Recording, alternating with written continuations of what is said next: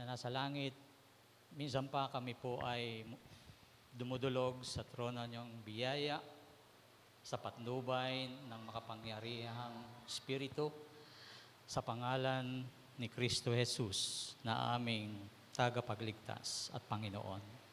Nagpapasalamat po kami sa umaga pong ito, sapagkat binigyan niyo kami muli ng pagkakataon na magkasama-sama sa ilalim ng tahanang ito, Panginoon. At wala po kaming ibang in-expect, kundi katulad ng mga nilalaman ng aming mga panalangin at awitin, ay muli ka naming maranasan sa lugar na ito. Maranasan namin ang iyong kapangyarihan. Maranasan namin ang iyong presensya. Maranasan namin ang iyong muling pagbisita sa lugar na ito, Panginoon. At hinihingi ko po na muli po ninyo kaming pagkalooban, Lord, ng isang puso na handang tumugon sa iyong tinig, tumugon sa iyong panawagan, tumugon sa mensahe sa umaga pong ito.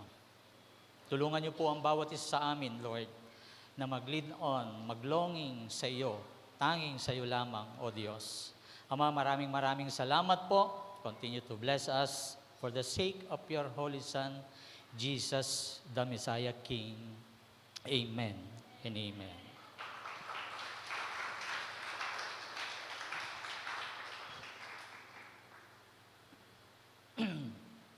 Ayan. Hindi ko po alam kung paano ko umpisahan itong umagang ito, sapagkat narinig ko kanina yung salitang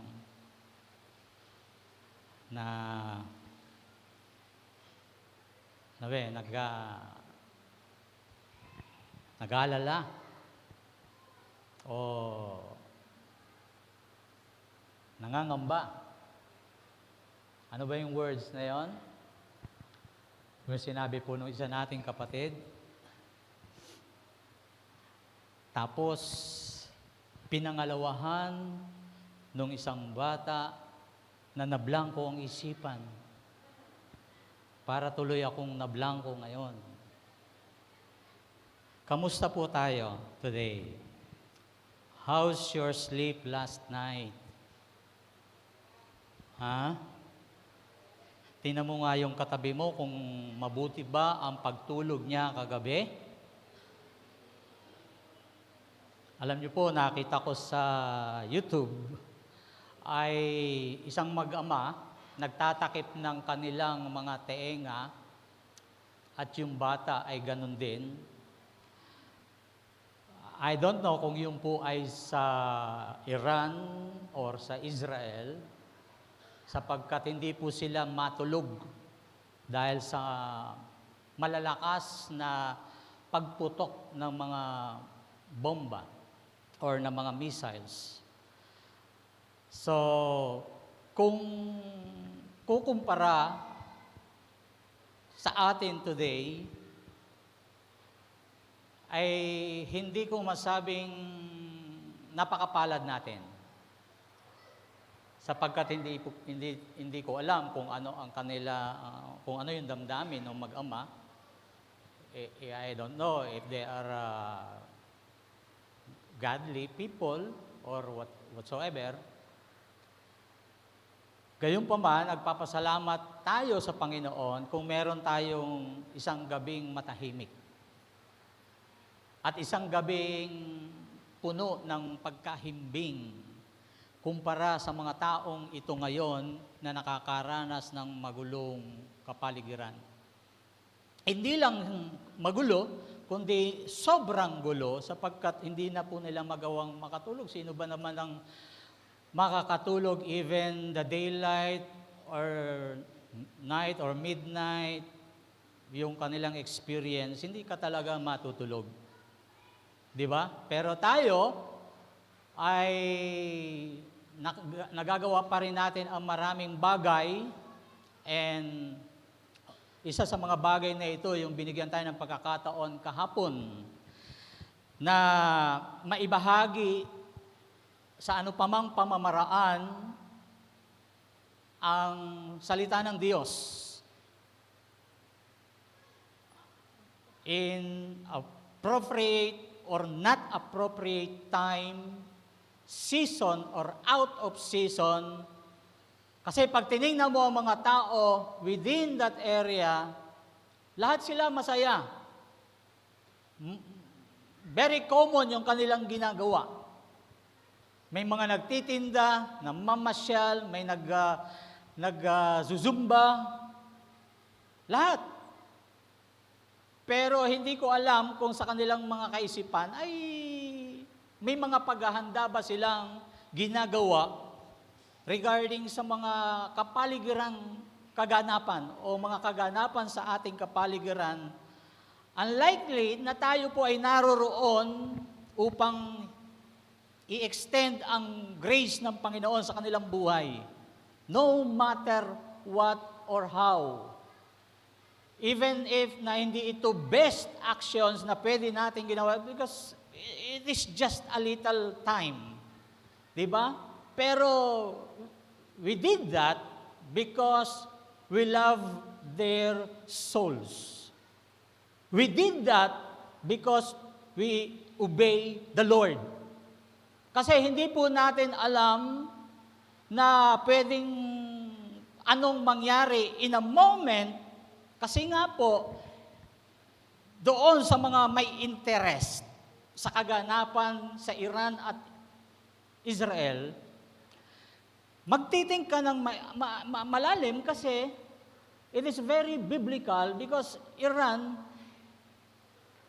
came from an old names Persia. At alam natin na hindi po pala pwedeng mawala itong pangyayaring ito sa ating mga isipan sapagkat it is very significant. Why? Kasi yung Iran po pala in the Old Testament, this is the instrument of God in rebuilding the wall of Jerusalem. It is very significant. Ito yung ginamit ng Diyos para ma-rebuild ang Jerusalem. At ito ngayon yung parang instrumento na winawasak ang Jerusalem. Sabi nga nung mahal nating pastor, nung nagkukwentuhan kami kahapon, yung sinasabing rock, ano ba yun, pastor? Yung rock dome ba yun? Na nawasak na, pero back to the Old Testament, they are servants of God for an instrument para yung mga bansa ay disiplinahin ng Diyos, ipunish ng Diyos, and even Israel. Ang Iran. Kaya ganito kalalim ang pangyayari ngayon. Ngayon, ang pagdating ng Panginoon, alam nating imminent. Hindi natin alam. Walang brilliant mind or person ang magsasabing after this ay darating na ang Panginoon. But I'm hoping, I'm praying, always praying and asking, Lord, if you will come, sana po itaon nyo na kami ay nasa loob ng gawain. Kasi pag ganitong gawain, meron tayong strong conviction for the Lord. Dito lang yung panahon na meron tayong pag-iisip na mag-repent. Ma-realize that we are wrong. Many times sa ating mga buhay. Di ba?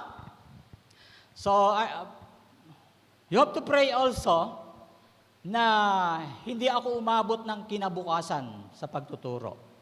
Na hindi ko malampasan si pastor nung last Sunday. Nagutom lang kayo nung nakaraan, pero dito ko kayo patutulugin hanggang bukas. Tatapusin natin itong pages ng aking notebook. Handa ba kayo? May baon naman kayo, di ba? May baon kayo? Huwag kayong mag-alala. Sapagkat kung maubos na yung baon nyo mamayang tanghalian, we will pray to the Lord to multiply the food. for the preparation for tomorrow.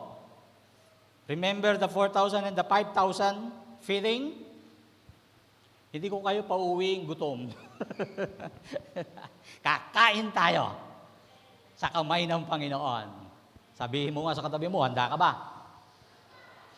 Ayan, handa ka bang dito matulog? Alam nyo, kami, ginaganahan minsan. Hindi namin alintana ang oras. Tingnan nyo yung oras ngayon. Di ba? Wala pa ako sa aking introduction. Mag-alas 11 na. Well, nagagalak lang ang aking puso sapagkat niloob ng Diyos na magkita-kita tayong muli sa araw na ito. Ayan. Okay, Mark chapter 9, verse 14 to 29. Meron po akong story na gustong basahin. Itong story na ito ay ganito po yung sinasabi.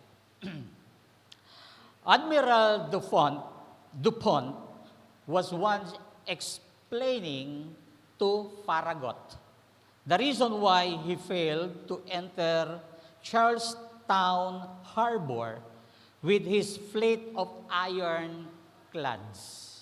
Ito pong ironclads na ito ay tinatawag na warship that is plated with iron, steel, or armor. Yung mga barko na ito ni Admiral Dupont ay balot na balot ng mga metal. That was 19th century po ng ganap. He gave this reason and that reason and the other reason. Daming reason. And Farragut still silent until he had got through, and then he said to Admiral Dupont, sabi niya, there was one more reason.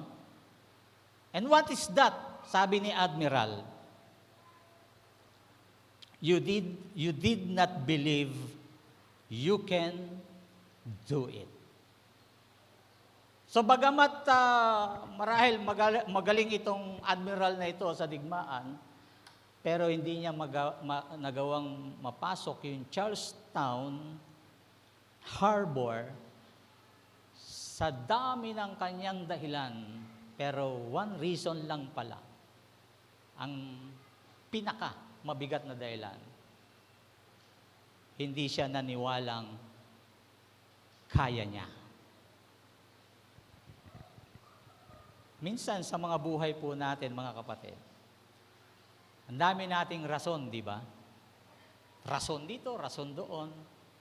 Pero there is another reason kung bakit hindi natin magawa ang isang bagay. Although na madali para sa atin, because we do not believe. We do not believe. Okay, Mark chapter 9, verse 14 to 29, the scriptures and outline point out a chronic and a continuing problem among believers, spiritual immaturity, and the powerless life and ministry. Nagpapatuloy po itong talamak, itong matagal ng problema sa loob ng mga mananampalataya. Ito yung tinatawag na spiritual immaturity and a powerless life and ministry. So ang pamagat po nito is the problem of spiritual immaturity and powerlessness. So the question is, what happens, brothers and sisters, when the servants have no power? Ano kaya ang magaganap? Ano kaya ang mangyayari kung ang mga lingkod ng Panginoon ay walang kapangyarihan? Wow, may drawing pa ako ngayon . Wala ako niyan. Sinend ko lang yung title. Naisip po ba natin na pwedeng mangaral tayo like others, no? Like other believers or Christians, they preach, they teach, they evangelize, but if there is something lack upon the ministry, and that is yung power, what will happen? So sana po, sa umagang ito, after listening to this sermon, I pray that all of us might have a strong desire na maglonging, magdwelling, at mag-escalate ang ating buhay, pananampalataya sa Panginoon. Kung ang gera po sa Israel at Iran ay nag-i-escalate day by day, I think we should, in our life as a believer, as a Christian, we should escalate also our prayer life. Tama po ba yon? Dapat ganun lang. Sapagkat tayo ay mananampalataya. Habang tumatanda, pumapalaot ang mundong ito na ginagalawan natin, ang ating pananampalataya ay hindi pa bata. Dapat papunta doon, pagsulong parati.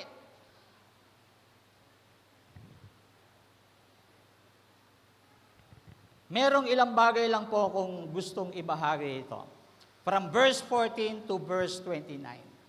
Number 1, verse 14 to 18.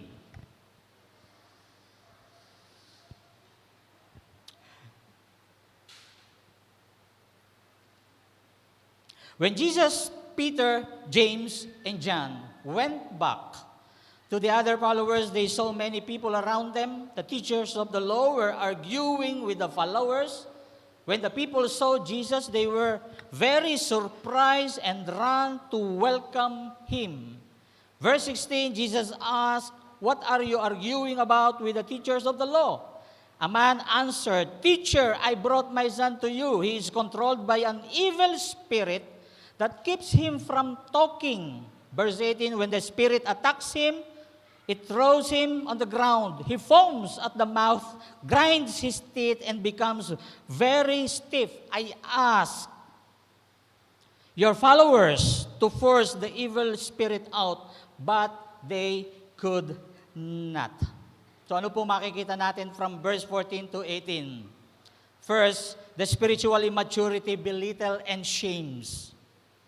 Spiritual immaturity, belittle, and shames. Ito pong spiritual na immaturidad ay nagpapaliit at nakakahiya. As Jesus and His followers went back from the mountain. Ano po yung mountain? Ito po yung pinanggalingan ni Jesus.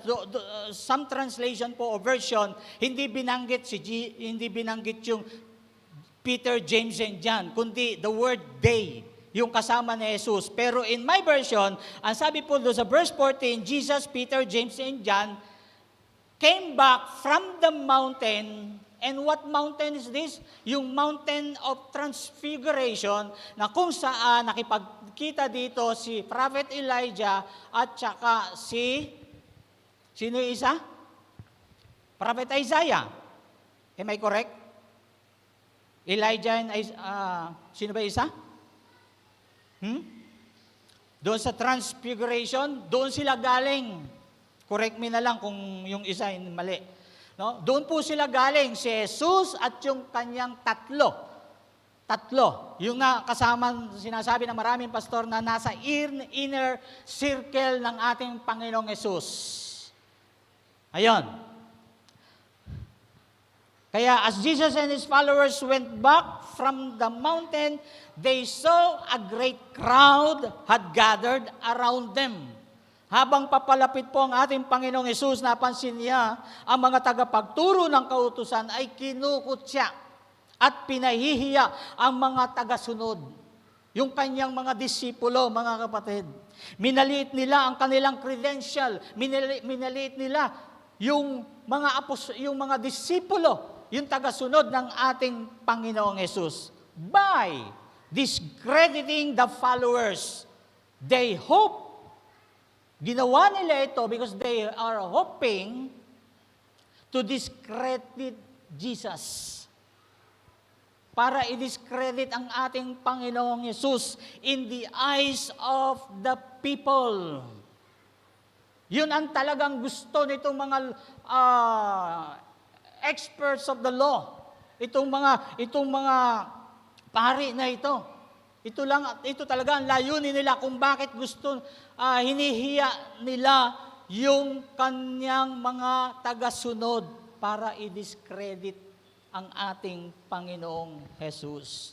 Tinanong niya ang mga tagapagturo ng kautusan kung ano ang pinagtatalunan nila, mga kapatid. In verse 16, ano po yung pinagtatalunan nila? Tinanong nila si Jesus, tinanong sila ni Jesus, what are you arguing about with the teachers of the law? Jesus was not ignorant of the cause of the arguments. Hindi po ibig sabihin na nagtanong siya, ignorant siya doon sa pinag-uusapan nila. Hindi. But was encouraging the father of the child, of the boy, to speak up. Yun ang talagang layunin niya. Para magsalita, yun talagang may problema. So pansinin kung paano pumasok sa eksena si Jesus o sa usapan. Nakuha niya ang pansin mula sa nahihiyang mga tagasunod at sila'y nagawa niyang iligtas. Kumbaga, naisave niya rin yung kanyang mga tagasunod sa kahihiyan. At sila'y nagawa ngang iligtas ng ating Panginoon. And also, who it was that answered. Doon sa pagtatanong na yon, hindi po sumagot yung mga tagasunod niya. Hindi rin nagsalita yung mga teachers of the law, kundi ang nagsalita, it was not the teachers of the law, but the desperate father of a needy child. Anong sabi ng tatay? In verse 17, Teacher, I brought my son to you. He is controlled by an evil spirit that keeps him from talking. From talking. So the son's illness seems to have been both physical and spiritual. The description of the illness in this book, in Mark, points toward what is known today as epilepsy and demon possession. Nakakita na ho ba kayo ng epileptic? Nakakita na kayo? Tingnan mo yung katabi mo. At tanungin mo, hindi ko sinabing epileptic yan. Tanungin mo kung nakakita na siya. So, ang demon possession po, mga kapatid, sa particular ay tila pinataas at pinalala ang kondisyon. At marahil, ito rin ang nagdudulot ng ilang hilig sa pagpapatiwakal. Kapag ang isang tao is possessed by the demon, possessed or demon-possessed, ito'y nagtitrigger sa tinatawag na suicidal. So note the descriptions of the three Gospels, mga kapatid.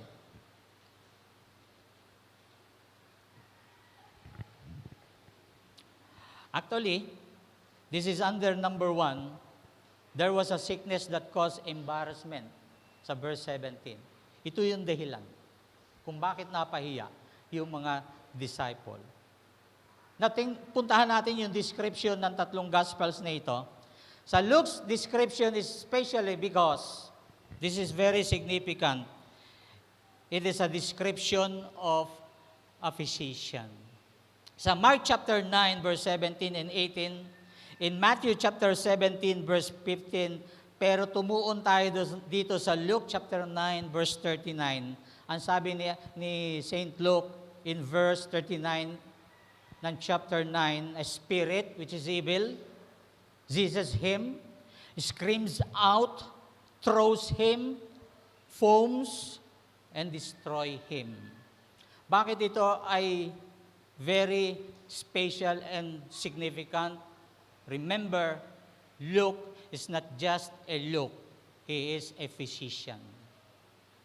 At alam natin sa panahong ito, ang mga physician hindi na ho naniniwala sa mga supernatural.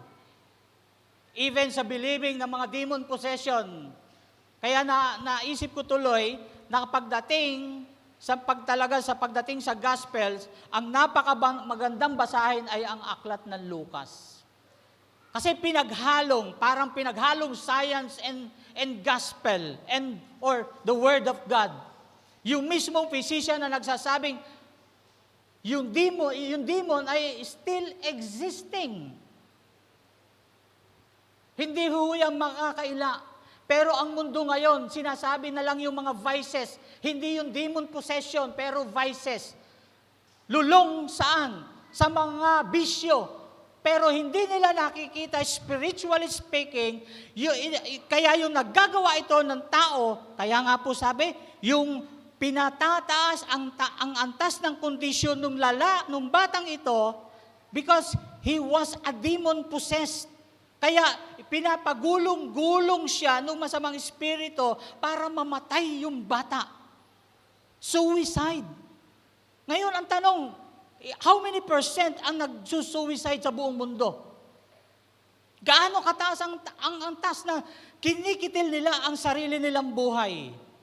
Science believe, hindi sa demon possession, they believe just in science. Because of personal problem. Pero nakalimutan nila ang salitang demon behind the sin. Kapag ang isang tao ay dumako na o dumating sa punto ng pagpapakamatay, itinaas ang problema o tumaas ang problema dahil sa demon possession. Di ba?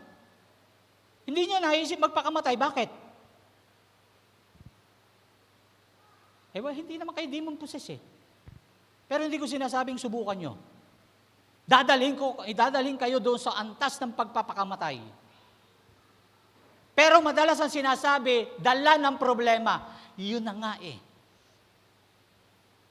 Dahil sa problema, itinaas ng dyablo ang kondisyon to kill himself, herself.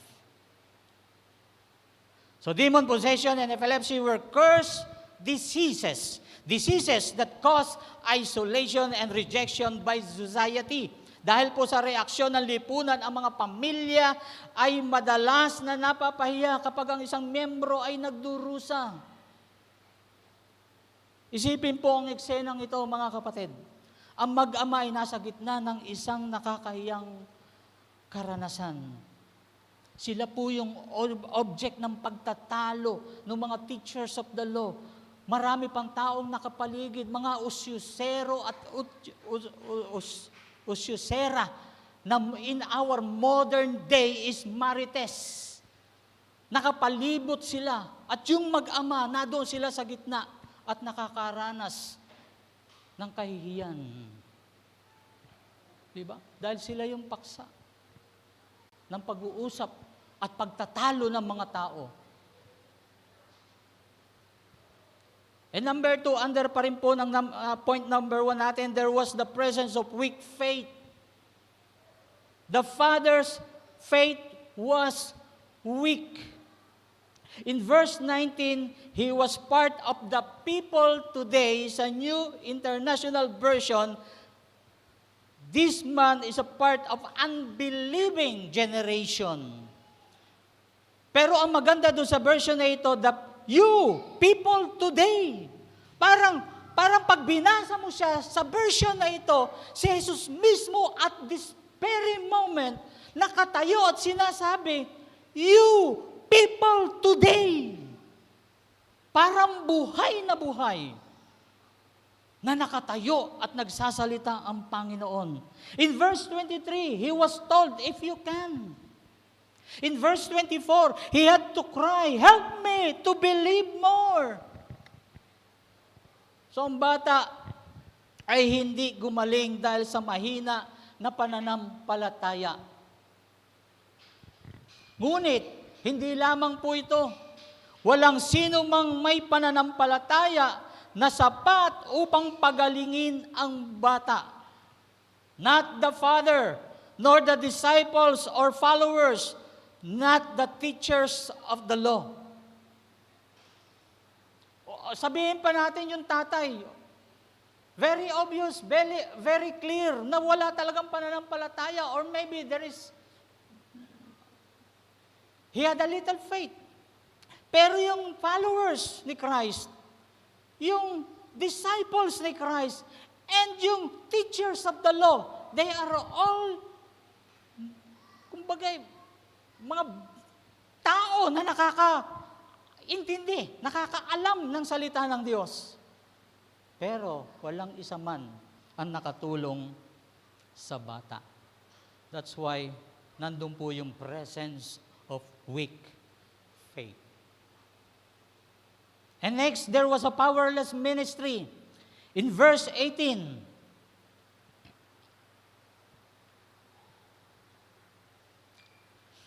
when the spirit attacks him, it throws him on the ground, he foams at the mouth, grinds his teeth, and becomes very stiff.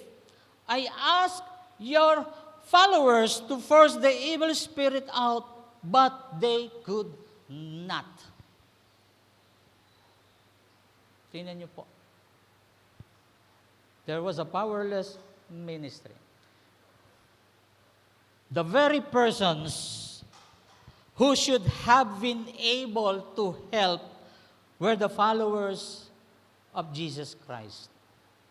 Ilan po yung mga disipulo ng Panginoon na naroroon?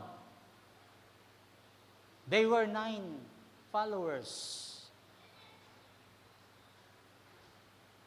They were 9. Kasi doon sa verse 14, makikita natin then Jesus, Peter, James, and John came back from the mountain. So, ibig sabihin, merong 9 na matapos bumaba itong 4 together with Jesus, ang naroroon sa ibaba ng bundok ay 9 na disipulo niya. 9 followers were there when the man first came for help. Ngunit wala sa kanila isa man ang nakatulong. Lahat sila ay kulang sa kapangyarihan. So parang sinasabi po in this verse and the whole verses, mga kapatid, hindi pinag-usapan dito yung kawalan ng pananampalataya, kundi yung kawalan ng kapangyarihan. Dahil pag nagtanong po ako, lahat tayo may pananampalataya. Amen. But how's the power? Yung kapangyarihan po, yung wala. Lahat disipulo. Yung 9 very close to Jesus. Pero nung mag-arise ang isang problema, walang isa man sa 9 na disipulo ng ating Panginoon ang walang nakatulong, ang hindi nakatulong. Why do the servants of God fail? Parang ang tanong, mga kapatid, why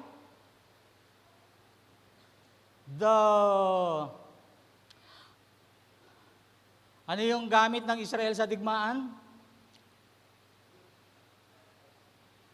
Yung nag-i-intercept ng mga missiles? Ano yan? Iron Dome. Ang tanong, bakit hundreds of missiles from Iran pumasok sa Tel Aviv? And it almost hell. Ano nangyari doon sa kanilang anti-missiles.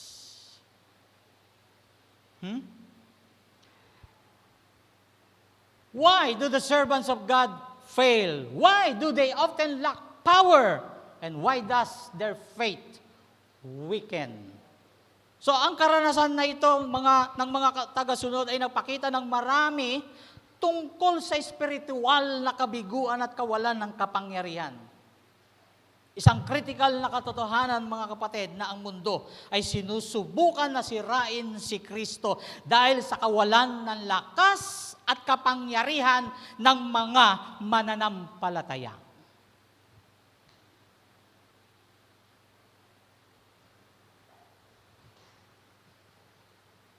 Napapahiya ang ating Panginoon kapag ang mananampalataya pala may pananampalataya pero kulang ang kapangyarihan. Number 2, verses 19 to 22. Jesus answered, "You people today don't believe. How long must I stay with you? How long must I be patient with you? Bring the boy to me." So the followers brought the boy to Jesus. When the evil spirit saw Jesus, it attacked the boy. The boy fell down and rolled on the ground. He was foaming at the mouth. Jesus asked the father's boy, "How long has this been happening to him?" The father answered, "Since he was very young. The spirit often throws him into a fire or into water to kill him. If you can do anything, please have pity on us and help us." So number 2, spiritually maturity grieves the Lord. Spiritual immaturity grieves the Lord. Ito pong spiritual na immaturity ay nagpapadalamhati o naghatid ng lungkot kay Kristo o kay Jesus.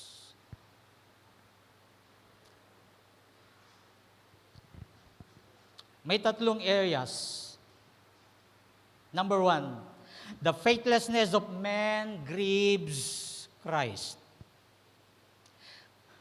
Christ rebuked the generation, the people today standing before Him. But in all honesty, mga kapatid, every generation was rebuked. Bawat henerasyon ay napatunayan na walang pananampalataya. Parang ganito, in a simple example lang sa ilog kahapon. Ilan mga kapatid sa na-encounter nating mga tao may pananampalataya? Ha? Doon sa mga nakasama po namin, ilan?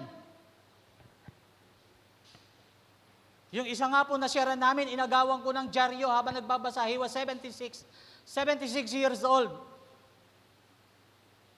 And a kind of newspaper he read is Bulgar.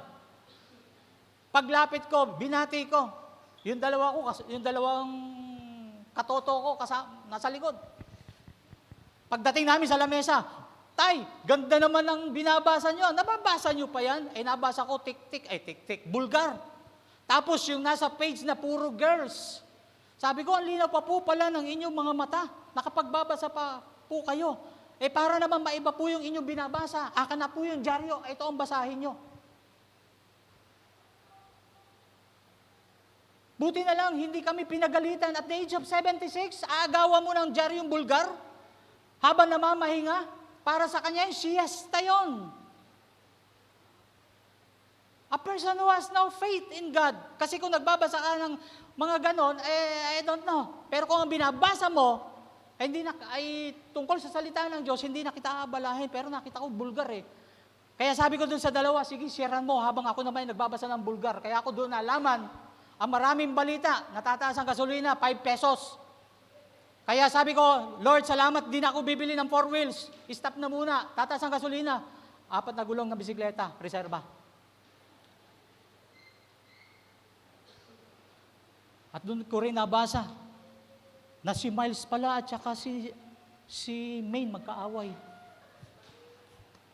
sa pagbabasa ng Bulgar. Pero ang binabasa nila ngayon, nung matanda, ay, halika, usap tayo. It's all about Christ. Di ba? Bawat henerasyon, mga kapatid, napatunayan lang ni Jesus, walang pananampalataya. So ang kawalan ng pananampalataya ay naghatid ng lungkot sa puso ng ating Panginoon. He expressed that sorrow, asking, "How long must I stay with you?" Hanggang kailan ako magtitiis sa inyo? Hanggang kailan ako mananatiling kasama nyo?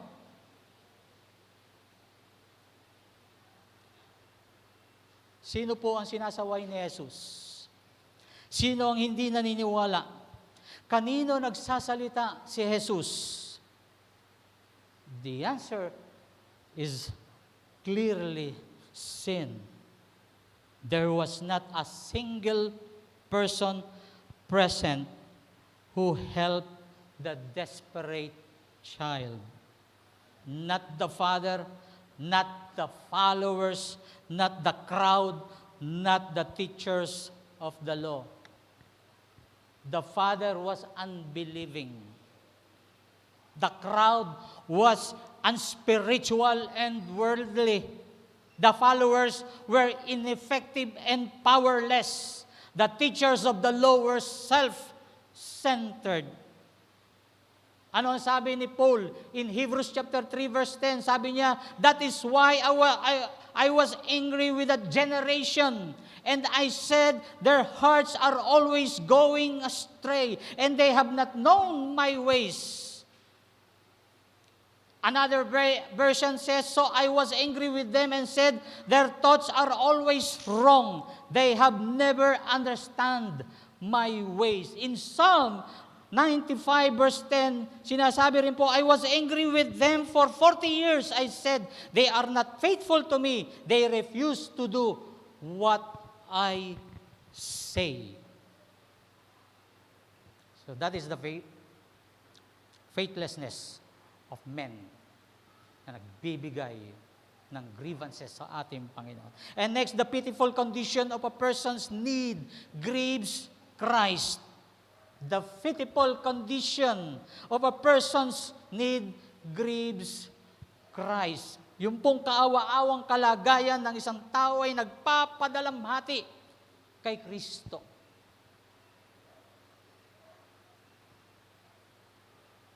Tayo po ba pag may nakikitang kaawa-awang kondisyon na babagabag yung ating puso? Ha? Naawa ba tayo? Pag ganyan ang tibukin ng iyong kalooban, talagang may bahagi ka kay Kristo. Okay, the child was helpless under the power of an evil spirit that convulsed him. Ano pong ginagawa ng evil spirit sa batang ito? Pinagpapagulong-gulong, pinagbububula ang bibig. Ang makita ang ganitong kalagayan ng bata na kaawa-away, humipo at nagpadalamhati sa puso ng ating Panginoong Jesus. Kanina nagtanong po ako kung nakakita na kayo ng epileptic. Kasi a long time ago, meron po kaming old member, he was a epileptic. Totoo po yun. Every Sunday, maayos po yung tao. Lalaki po siya. He's a family man. Walang problema. Hindi mo, kung ikay bago, hindi mo siya makikita na may ganong problema, na may ganong sakit. During our praise and worship, yung programa, tumakbo ng maayos.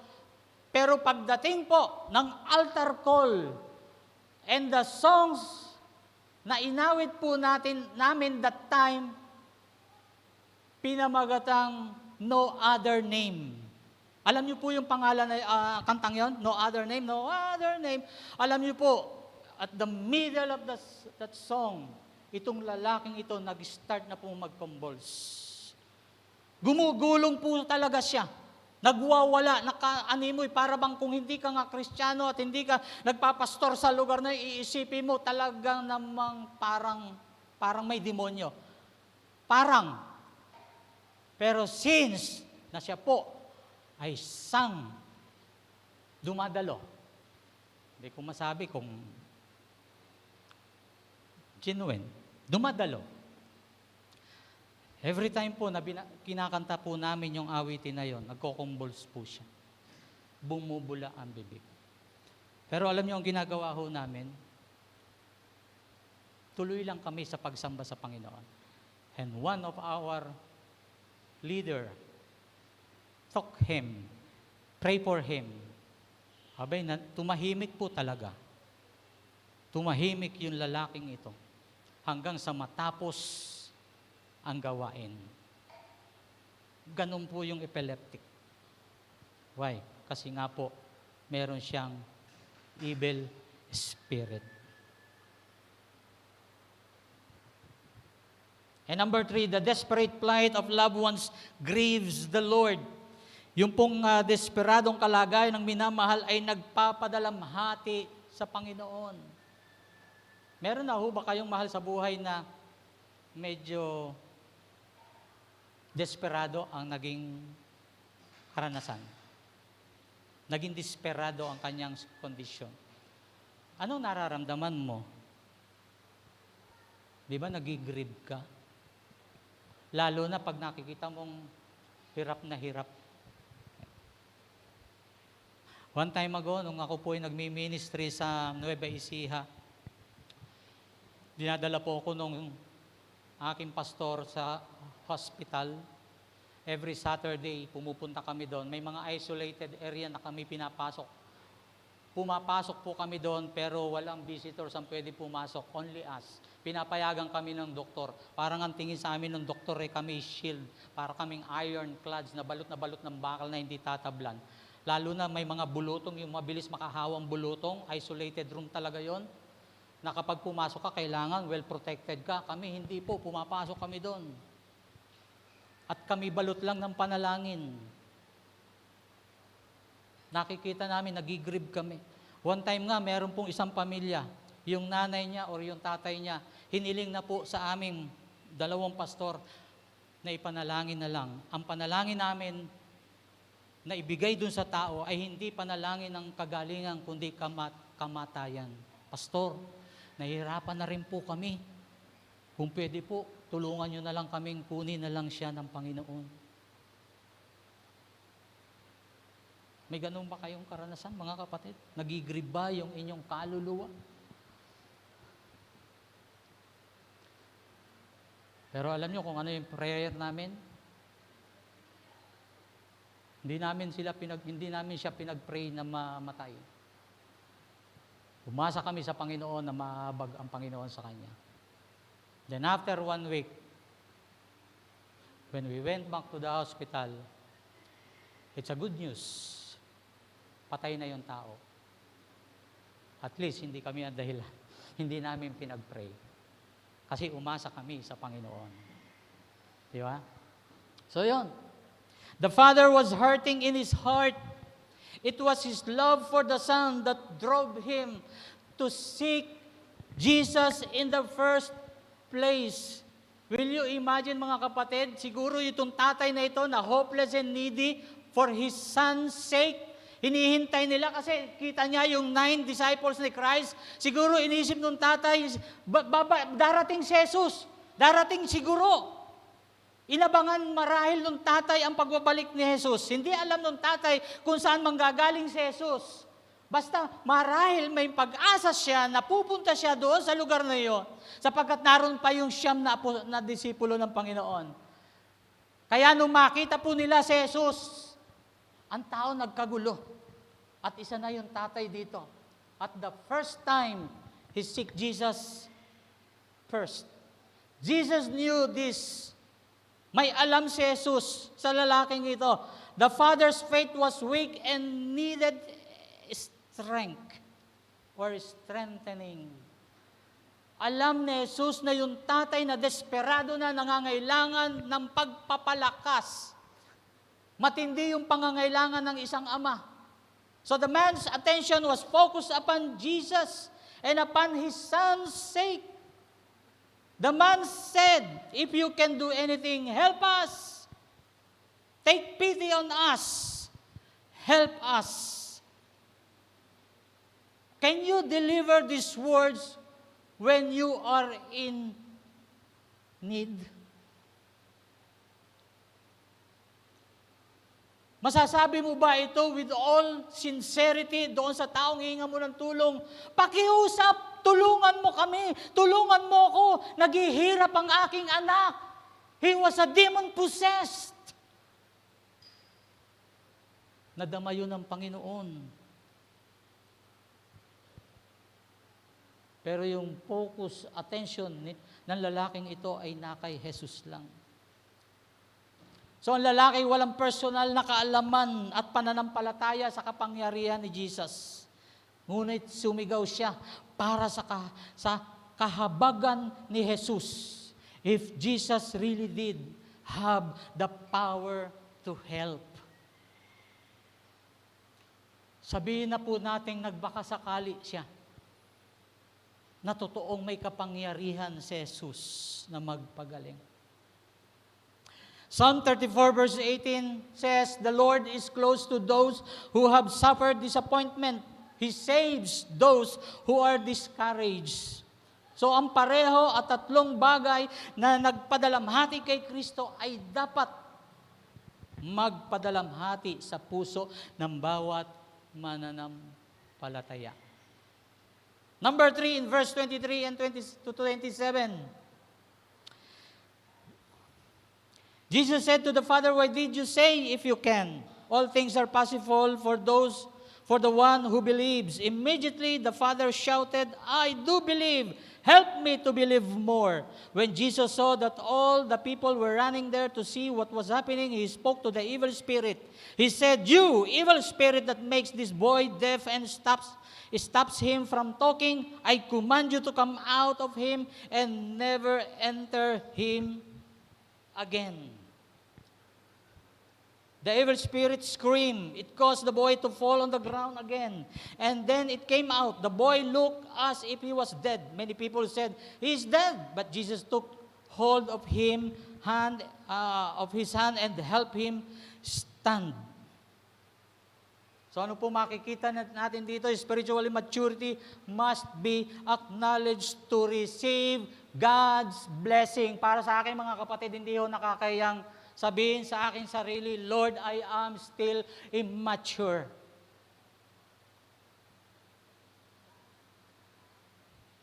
Kaya nyo bang aminin sa Panginoon today? Well, that's my question. Na may mga immaturity tayo sa ating buhay. If you want to receive God's blessing, you must acknowledge spiritual immaturity. In this context, in this life. Because Jesus is talking about you, people, today. So under this, the Father's faith was immature. Ibinalik ni Jesus ang mga salita ng Ama sa Kanya. Hindi ito isang katanungan, mga kapatid. Kung magagawa ko. Ngunit kung kaya mo. Tandaan po natin, lahat ay posible para sa Kanya na naniniwala. This is one of your favorite verse. Lalo na kapag may hinihingi ka sa Panginoon or may prayer request ka. Mark chapter 11 verse 24. "And if you believe that you have received those things, then they will be yours." If you believe. Alam nyo, minsan hindi na natin ma-identify yung meron tayong isang bagay na bunga ng pananalig mo kay Kristo o yung bunga ng physical mong what is the word? Paghihirap. Yung personal effort. Siguro, ang maganda lang, kapag nakamit natin, Although na hindi siya bunga ng pananampalataya mo, pinagpapasalamat mo sa Panginoon, ina-address mo lang doon. Pero ito, maliwanag na maliwanag. Di ba? Sa buhay ng tatay na ito, wala na siyang ibang masahan. He was at the end of the rope. Si Christ na lang ang nakita niya sa dulo. So the man doubted the power of Jesus. Marahil iniisip ng taong ito, ng lalaking ito, if Jesus' representatives or His followers could not do anything, neither could Jesus do anything. Yun ang marahil ang iniisip ng tatay na ito. May magagawa ba talaga si Jesus? Yung mga disipulo, wala nga nagawa. O yung mga disipulo, walang nagawa. Malamang si Jesus ba may magagawa? Siguro ang mga tao tumitingin din ng gano'n. Ano? Kung si Jesus talaga nagpapagaling, sa mga katauhan pa lang ng mga manggagawa ng Panginoon, dapat nandun na yung kagalingan. Pero kapag ang problema, hindi napagaling ng mga manggagawa ng Panginoon, nagdadoubt na sila kay Jesus. That is the reality. They doubted the power of Christ kasi hindi nagawa ng mga disipulo. Ang tingin kasi sa mga disipulo ng Panginoon, may kapangyarihan. Because they are always acquainted with the Lord. Kasakasama kasi sila.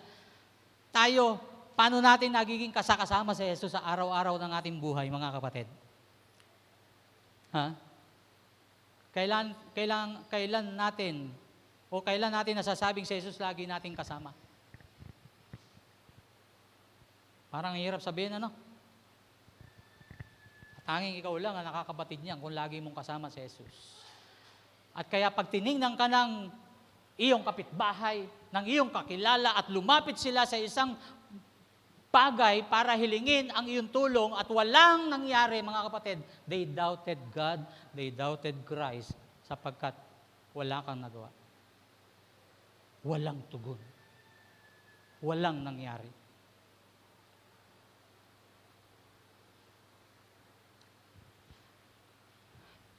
Men may falsely judge the power and authority of Christ by seeing the weakness of Christians. So verse 23 again, we see the teaching of the Bible that faith open the way for God to work and unbelief hinders Him from working. Faith makes a channel for God's power. Ito po ay isang kamay na makapangyarihan sa lahat na humawak. So parang pag tayo may pananalig, para tayong hinahawakan ng isang makapangyarihang kamay. In Hebrews chapter 11 verse 6 says, without faith no one can please God. Whoever comes to God must believe that He is real and that He rewards those who sincerely try to find Him. Next, spiritual maturity must be acknowledged by humility and crying for help. Gusto natin ang blessing? Acknowledge the immaturity. Gusto natin ng tulong? Acknowledge the humility or by humility, yung ating immaturity. So yung spiritual na immaturity ay kilalanin sa pamamagitan ng pagpapakumbaba at pag-iyak para sa tulong. Alam ko po, lahat tayo nagpipray. Pero naranasan na ba nating sumigaw sa ating prayer at sinasabi natin, dala yung mga situation sa harapan ng Panginoon through prayer, sumisigaw tayo, Lord, help me! Help me to believe. Dati naiinis ako pag ako nasa prayer cell. Tapos may katapat doon na pagkaingay-ingay pag nagpipray.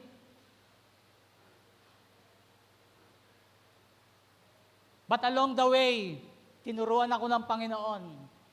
Baka yung tao merong idinudulog sa Panginoon. Kaya yung tao doon sa kanyang prayer cell sumisigaw. Kasi nasa mabigat siyang kondisyon, nasa mabigat siyang pangangailangan, katulad ng lalaking ito. Hindi na niya inalintana na napapalibutan siya ng mga maraming marites. Basta sinabi niya, Lord, help me, help us. Kasi nga siguro, kaya hindi tayo nakakasigaw ng gano'n, kasi wala pa doon talaga sa salitang needy tayo. Kasi may magagawa ka pa. Kasi malakas ka pa. Correct? Nakapagpapasok ka pa ng pagkain sa iyong bahay, sa iyong pamilya. Pero in between the lines, kung kamatayan o sa ganitong sitwasyon, hindi ka kaya luluhod. I have a very first time experience in the hospital, mga kapatid.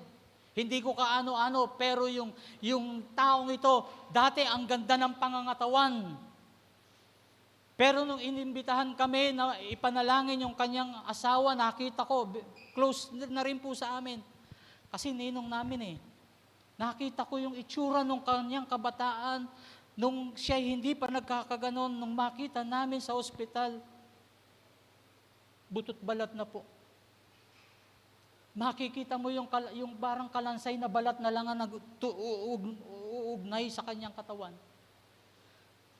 And that was my first time to kneel in my prayer sa hospital. Mag-asawa po kami.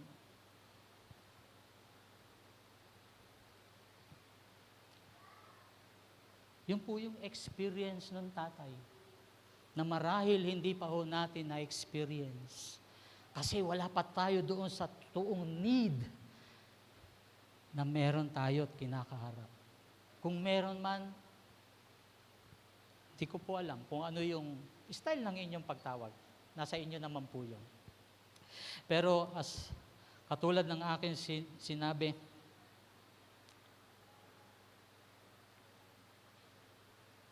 the man was weak. His need was desperate. The man was conscious of the weakness of his faith, of a mixture of belief and unbelief in his heart. Naghahalo na sa sobrang desperadong kalagayan, naghahalo na yung pananampalataya at di pananampalataya. Nagpapagaling ba talaga si Jesus? Diyos ba talaga si Jesus? Oo, Diyos si Jesus. Ang hirap po nun. Parang gulong-gulo ka, hindi mo alam kung mananampalataya ka o hindi ka mananampalataya. Di ba may mga problema, minsan gulong-gulo ka?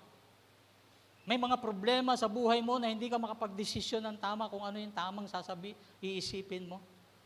Kung mananampalataya ka pa ba sa Diyos? Totoo ba talagang may Diyos?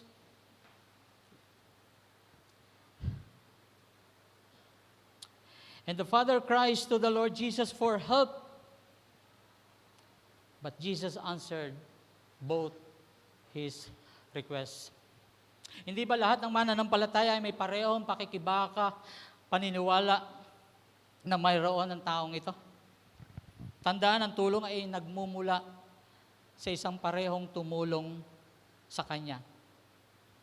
But this man, the father, did one essential.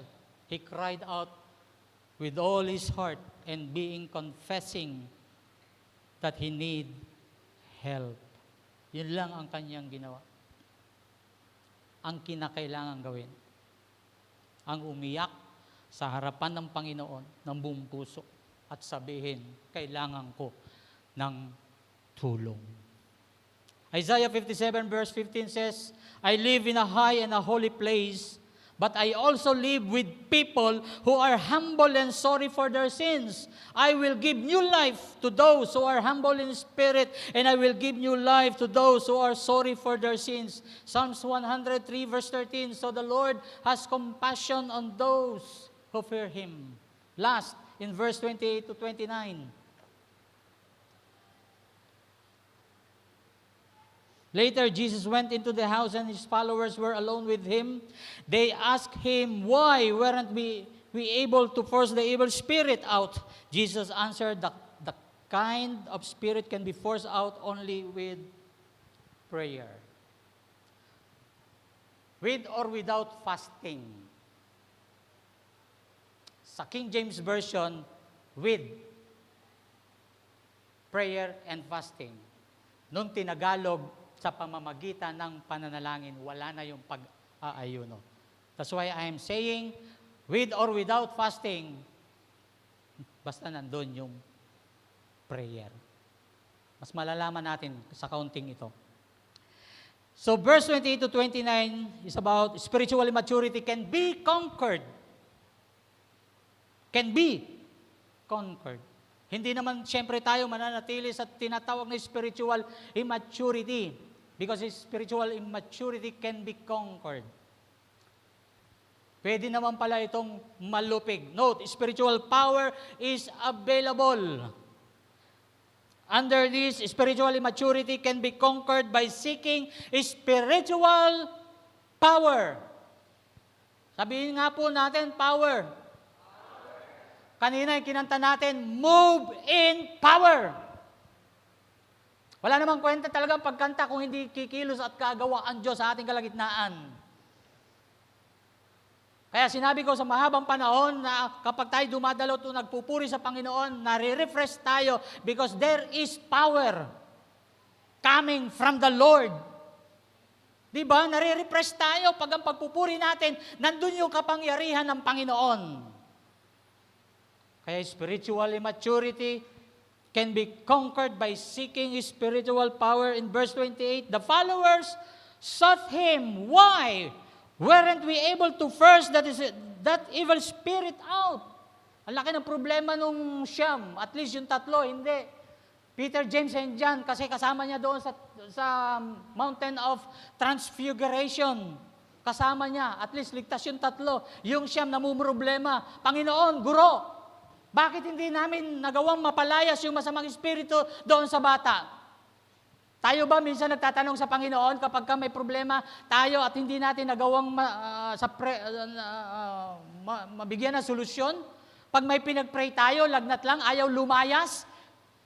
Siguro, bago tayo magpainom ng tableta, luhod tayo at sabihin, Lord, bakit lagnat lang? Ayaw lumayas. Yung espiritu ng fever, ayaw lumayas. Anong gagawin ko, Lord? Biogesic na ba? Bioflu na ba?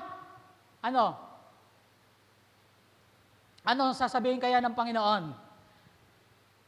Kasi yung tanong nung Siyam ay nagsasabing bakit hindi namin mapalayas, Panginoon, yung masamang espiritu?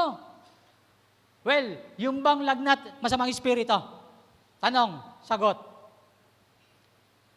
Ha? Yung gamot na kailangan ay bioflu o biogesic, espiritu ba yung gagamunin nito? Masamang espiritu ba? Yung kakalabanin ng tabletang ito, palagay nyo? Yung mga nasa ospital, kailangan ba talaga nila ng doktor? Alam natin si Jesus at ang mga doktor parehong gumagawa.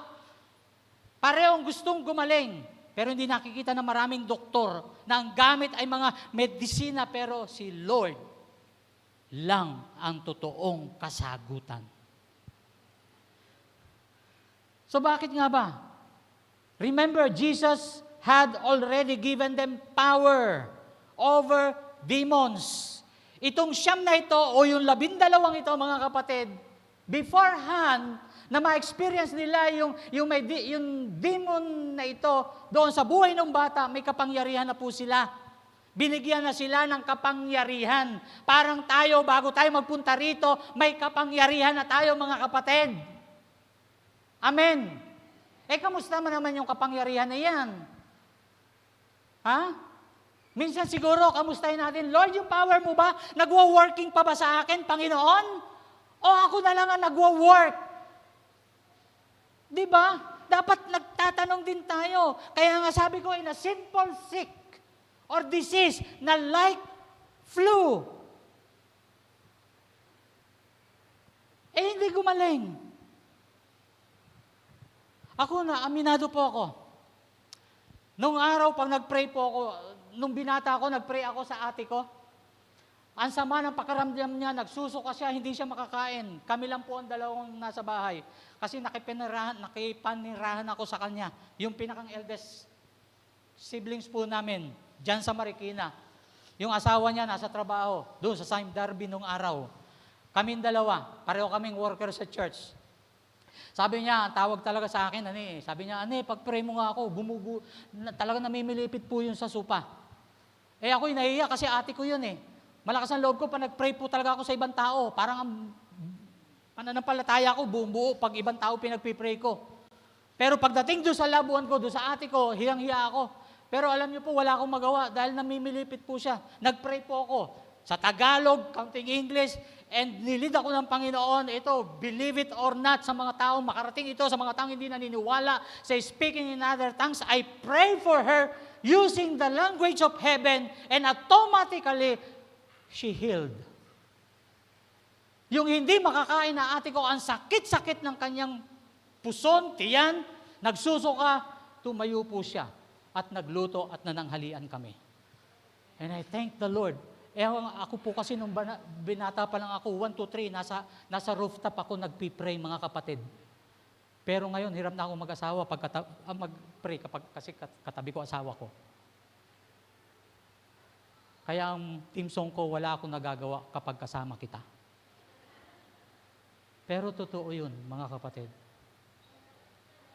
I have seen a lot of miracles in my life. Pero nung tumatanda na ako, sabi ko, Lord, patawarin niyo po ako.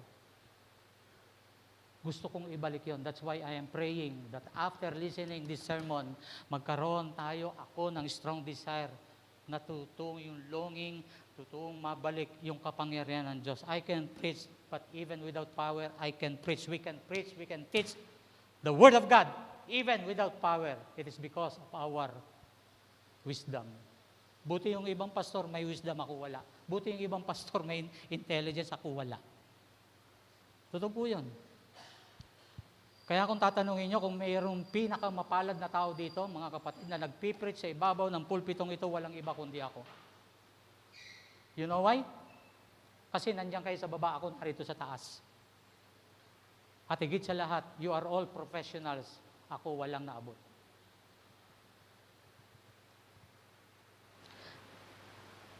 Jesus pointed, or spiritual, konti na lang po, can be conquered by seeking spiritual power. Luke chapter 9 verse 1, kasi ang tanong ng mga disipulo, ba't hindi nila napalayas yung masamang espiritu? Mark chapter 3 verse 14, first, He chose 12 of them and called them apostles. He wanted these 12 men to be with Him, and He wanted to send them to other places to tell people God's message. In verse 14 ng Mark chapter 3, He also wanted them to have the power to force. He gave them power to force demons out of people. Luke chapter 9 verse 1. Binigyan sila, mga kapatid, ng kapangyarihan para magpalayas ng masasamang espiritu. Now, they could not understand why they have failed when they have successful before. Dati sila, nagagawa nila magpalayas. Why the followers fail? Sapagkat bumagsak po sila nang hindi masusukat sa karakter ng kanilang guro. Hindi sila halos malapit sa Diyos tulad ni Jesus. I want you to think of this, mga kapatid. Bagsak sila doon sa kategory ng pagiging malapit sa Diyos. Hindi katulad ng kanilang guro na si Jesus. So that is number 1. Under number 2 pa rin po ng last point sa verses 28 to 29, spiritual immaturity can be conquered by prayer. Jesus pointed one thing. The followers were not living close enough to God. They were not praying enough, not seeking Him enough, not putting Him first before other things. They were taking time for other things, but not taking time for God. Hindi naman nawawala yung pagiging born again natin, di ba? Hello? Ang pagiging Christian natin, hindi nawawala. Kahit inuuna po natin, mga kapatid, ang maraming bagay kaysa sa Diyos. Hindi nawawala ang pagiging born again natin kahit minsan isinasantabi natin ang pagdalo sa mga gawain. Pag-araw ng linggo, sa mga prayer meetings, sa lahat ng mga D-group, cell group, Bible studies. Hindi nawawala ang salitang born again sa bibig natin, mga kapatid. Pero merong nawawala. Isang totoong nawawala sa atin. Kaya ang sabi po, sinagot ni Jesus yung kanyang mga disipulo na ang tanong, bakit Panginoon, bakit Guro, hindi namin mapalayas yung masamang espiritu sa batang yon? Ang sabi ni Jesus, Jesus answered, that kind of spirit can be forced only with what? With prayer. Di ba? We can sing to the Lord even without prayer. We can serve the Lord even you did not pray. You can come to this house of worship even without prayer. And yet, you are still here, praising the Lord even without prayer. You lose your power. It seems, brothers and sisters, it seems that some demons are more determined than others, and that more earnest and persistent effort is required to drive demons. Pag wala po talaga tayong malapit na relasyon sa Diyos, through prayer, we cannot drive demons out from or for someone. Let me close with this. Sa ating conclusion, gusto ko po na muli natin basahin ito ng sabay-sabay. Are you ready? Tagalog naman po ito. Sige, chin up para makita nyo na si Lord. Nandiyan na? Okay, 1, 2, 3. Wala tayong magagawa sa ating sarili. Yan ang batas ng espiritual na buhay. Ngunit magagawa natin ang lahat ng mga bagay sa pamamagitan ng pagsandal sa isang mataas na kapangyarihan. Kapag ang pananampalataya ng mga tao at ng mga simbahan ay napatunayan na walang lakas upang makayanan ang kasamaan na kung saan ay mawala ng bisa sa puso ng lipunan. Kung gayon, ang isang tinig na makapangyarihan ay naririnig sa itaas ng kaguluhan na nagsasabing, bring him to me. Say it again. Bring him to me.